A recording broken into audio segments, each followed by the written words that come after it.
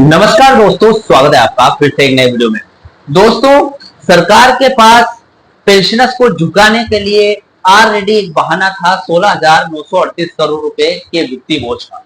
यानी कि सरकार ने 12 मई 2026 को कोर्ट में यह कहा था कि अगर जो डोट ऑफ द पेंशनर्स का पेंशन रिवाइज सातवें वेतन आयोग के आधार पर किया गया तो सरकार पर बोझ पड़ेगा 16,938 करोड़ रुपए का और सालाना 4,000 करोड़ रुपए का एक्स्ट्रा बोझ अलग से पड़ेगा।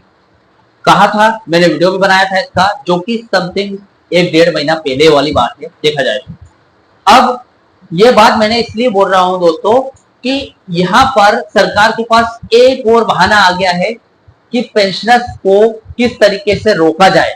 दोस्तों देखिए, डबल एरियर का बहाना। डबल एरियर का बहाना किस तरीके से, देखिए दोस्तों, डोट ऑफ द पेंशनर्स का पेंशन रिवाइज यानी कि कोर्ट केस जल्दी ही फाइनल होने वाला है। कोर्ट केस का अंतिम फैसला भी आने वाला है, अगले 10 से 15 दिनों में आ जाएगा। ठीक है दोस्तों, इसी के बाद क्या होगा, पेंशनर्स जीत जाएंगे, वेतन रिवीजन पेंशन रिवीजन का डिलिंगिंग हो जाएगा और सातवें वेतन आयोग के हिसाब से डोट ऑफ द पेंशनर्स की पेंशन रिवाइज होने के लिए रेडी हो जाएगी। कोर्ट आदेश देंगे कि 4 से 6 महीने में ये करना है। लेकिन दोस्तों, यहाँ पर एक दिक्कत होने वाली है कि सरकार किसी भी काम को करने में टालमटोल करती है, यानी कि देरी करती है। तो कोर्ट भले ही 4 महीने का टाइम दे, लेकिन सरकार हो सकता है इसी पेंशन डिवीजन, तो दोस्तों हो सकता है कि सरकार इसी पेंशन डिवीजन कोर्ट केस को खींचने, मतलब यानी कि लागू करने में टाइम लगा सकता है, यानी कि और ज्यादा टाइम लग सकता है इस पेंशन डिवीजन कोर्ट केस को लागू होने में। सरकार टालमटोल कर रही है, यानी कि देरी करते हुए हो सकता है और टाइम लगा दे। तो ऐसे में क्या होगा, देखिए पहली बात तो डबल एरियर का खतरा किस तरीके से होगा। दोस्तों देखिए, एक एरियर तो ऑलरेडी आपका 2016 से 2026 तक का बन रहा है, 10 साल का एरियर, जो कि नियम के हिसाब से अगर कोर्ट कहती है तो सरकार को जबरन देना पड़ेगा। और दूसरा एरियर बन रहा है 8वें वेतन आयोग का। 8वां वेतन आयोग लागू होने की इफेक्टिव डेट है 1 जनवरी 2026।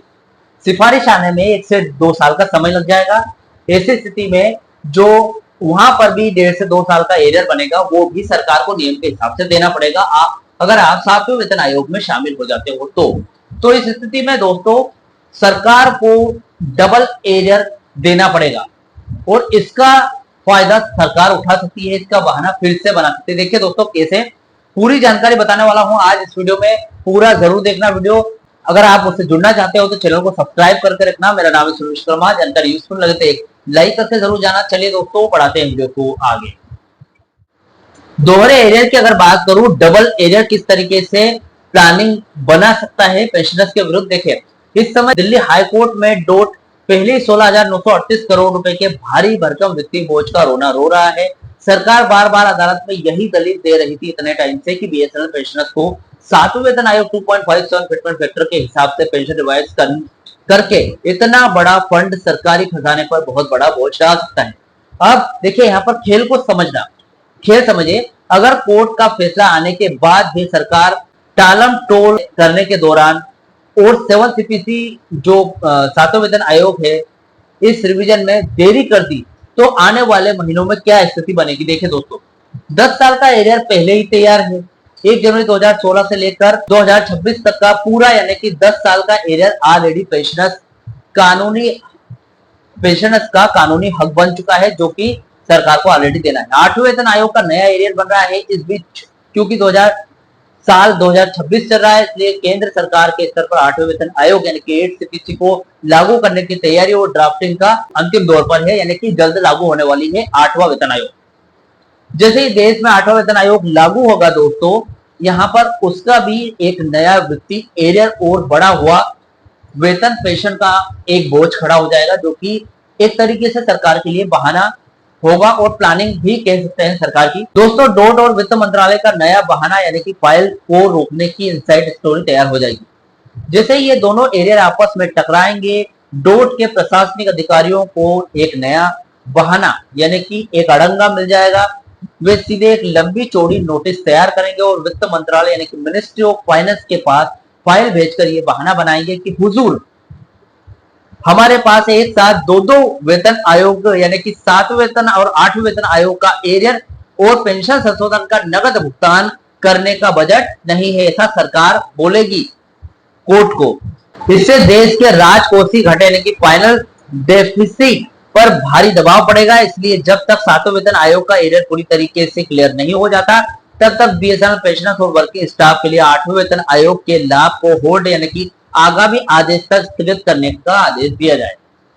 और ये हो सकता है कोर्ट या फिर मिनिस्ट्री ऑफ फाइनेंस मान भी जाए, क्योंकि यकीनन नियम के हिसाब से ये भारी बोझ पड़ेगा। दो एरियर एक साथ बड़े वेतन आयोग के दो एरियर नहीं दे सकती सरकार। तो दोस्तों यहां पर एक बहाना मिल जाएगा जिससे पेंशनर्स का हजारों करोड़ का नुकसान होगा एक साथ। यानी कि हर एक पेंशनर्स को देखा जाए तो एरियर पिछला एरियर 10 साल का है, आने वाला एरियर एक मजबूत नींव पर अगर हम जोड़े 8वां वेतन आयोग का, तो 2 साल का एरियर लाखों में बनता है, वो हमेशा के लिए आपके हाथ से छूट जाएगा दोस्तों। सीधा नुकसान होने वाला है। डोट इस खुद के द्वारा पैदा की गई देरी को ढाल बना लेगा। इसका नतीजा यह होगा कि 7वें वेतन आयोग की लड़ाई को आप जैसे तैसे कोर्ट में जीत भी जाएंगे, लेकिन सरकार 8वें वेतन आयोग के असली और लाइव लाभ को सालों साल आगे खिसका देगी। पेंशनर्स और कर्मचारी फिर से उस 10 साल या फिर पुराने चक्रव्यूह जो 10 साल का एरिया है उसमें फंस जाएंगे और बस यही रह जाए कि अरे भाई हमारा 8 सीपीसी का लाभ कब मिलेगा। यानी कि आप बस यही सर्च करेंगे कि 8वें वेतन आयोग का लाभ कब मिलेगा। तो दोस्तों आज की लाइव अपडेट बता दूं 24 जून 2026 की। इस दोहरे एरियर के खतरे को भांपते हुए यूनियनों ने कल और आज के सर्कुलर से जो अपनी प्लानिंग है वो बदल दी है। सभी पेंशनर्स को मुझे बताना था कि इस तरीके से सरकार चाल चल सकती है। भले आप हाईकोर्ट को जीत जाओ, 7वें वेतन आयोग में आपकी पेंशन रिवाइज भी हो जाए, लेकिन 8वें वेतन आयोग में सरकार अपनी प्लानिंग कर सकती है। यूनियन अब सिर्फ कोर्ट के भरोसे नहीं बैठी है, वे अच्छे से जानती है कि कोर्ट 2.57 फिटमेंट पत्र का फैसला तो सुना देगी, जून के अंत या फिर जुलाई की शुरुआत में आ ही जाएगा ये फैसला।